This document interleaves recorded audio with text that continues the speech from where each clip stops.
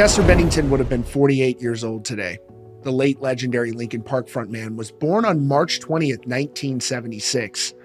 Since I've been doing this, the death of Chester Bennington was one of the most difficult stories to cover, and it was shocking, and I still remember it like it was yesterday because I grew up loving Linkin Park. I remember I would sing in my room with a fake microphone, listening to this music. And if you loved rock music and you grew up in the 90s and early 2000s, chances are Meteora and Hybrid Theory are very special records for you, just like they are for me. Their sound was different than anything I had ever heard.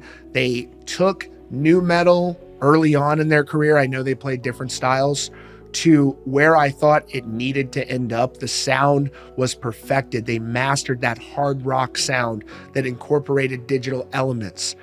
And a major part of the band's success was because of the raw and natural talent, that unmistakable voice that Chester Bennington had.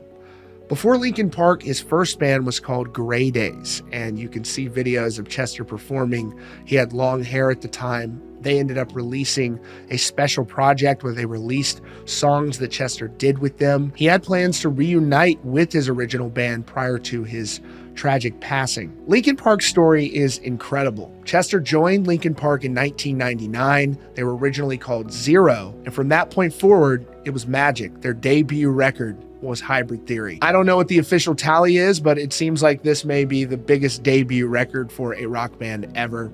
Don't quote me on that. I remember the first time I saw the music video came on MTV. I was sitting in my den. This is, of course, back when MTV would play music videos. And when you saw a new band and it immediately connected with you, you couldn't exactly run to Spotify and queue it up and play it over and over again like you do now. And in some ways, maybe absence makes the heart grow fonder. The fact that I couldn't access the song that I heard that was crazy, you go to school the next day and ask your friends if they saw it, and a lot of them did. And they're like, oh my God, have you heard this shit? Friends are getting the CD. I always had to get the Walmart version because the lyrics were censored. Now, not only was Linkin Park incredibly talented, they were also very determined and very driven. They weren't going to let anything get in their way. They played a whopping 40 plus showcases for record labels to get a deal. It wasn't easy for them to get signed, which really makes you question, how do you perfect the discovery process of an artist during that time? It was really difficult to measure. These days, so much is placed on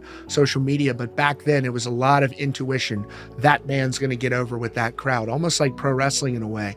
And so the fact that they played in front of so many people who may not have seen what the world would see a short time later, I thought was interesting, but they knew what they had. Their style was so unique. One of the main reasons this album connected with people so well was just how raw the emotion was in the lyrics. Chester, of course, was talking about a lot that he went through as a child. A lot of his own personal demons came across in that song. He described this to Rolling Stone back in 2002, saying, "It's easy to fall into that thing. Poor, poor me. That's where songs like Crawling come from. I can't take myself. But that song is about taking responsibility for your actions. I don't say you at any point. It's about how I'm the reason that I feel this way. There's something inside me that pulls me down." Chester said the song Crawling was about not feeling in control of himself as it pertained to his struggles with drugs and alcohol. Now, despite this album being massive for Linkin Park, it wasn't an overnight success. The album originally debuted at number 16 on the Billboard Top 200, selling only 50,000 copies. These days, that's a big number, but back then that wasn't a whole heck of a lot.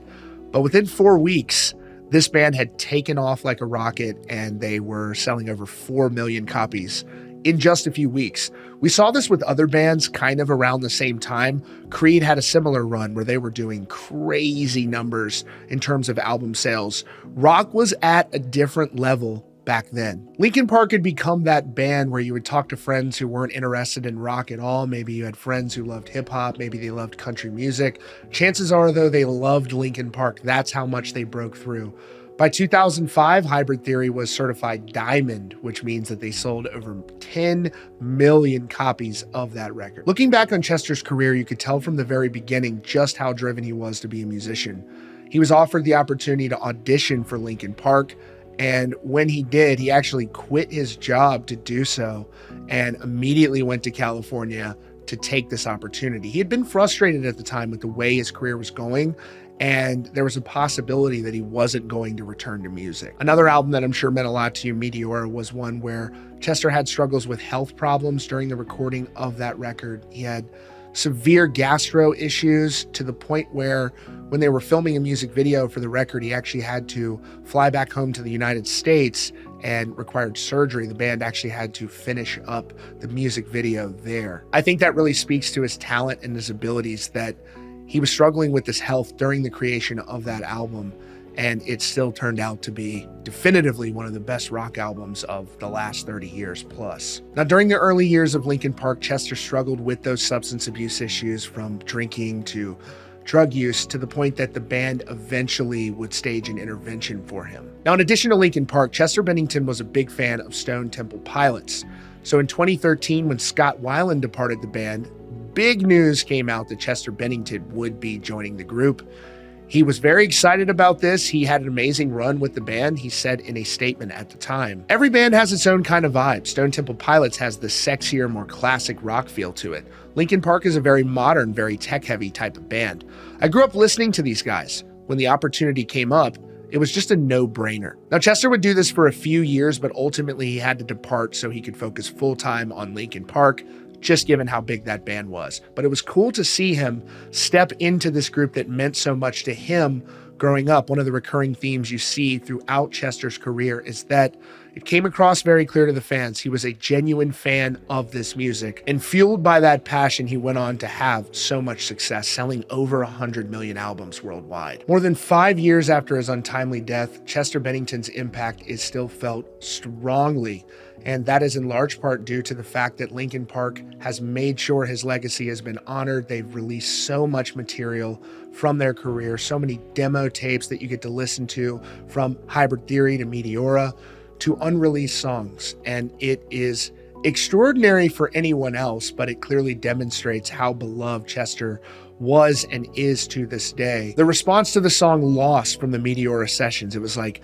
a window in time. It almost made it onto the album, and it almost felt like you were opening up a time capsule, and the performance of that song speaks for itself. In just 1 year, the music video for Lost, which is an animated Chester Bennington, has a whopping 82 million views. Linkin Park went on to hold what is now a legendary tribute show to Chester Bennington that was star-studded, to say the least, with the features that they had on stage. Everyone from members of Blink-182, System of a Down, Korn, Avenged Sevenfold, Bring Me the Horizon, Sum 41, Yellowcard, and more. Jay-Z publicly paid tribute to Chester Bennington during his performance. I could sit here all day and go through just how many people reached out and paid tribute to Chester Bennington after his passing. Limp Bizkit vocalist Fred Durst said at the time that Chester Bennington had a way of making anyone he spoke to feel heard, understood, and significant. His aura and spirit were contagious and empowering. Often those type of people have so much pain and torture inside that the last thing they want is to contaminate or break the spirit of others. As real and transparent as our conversations would be, he was always the one projecting light on the shadows.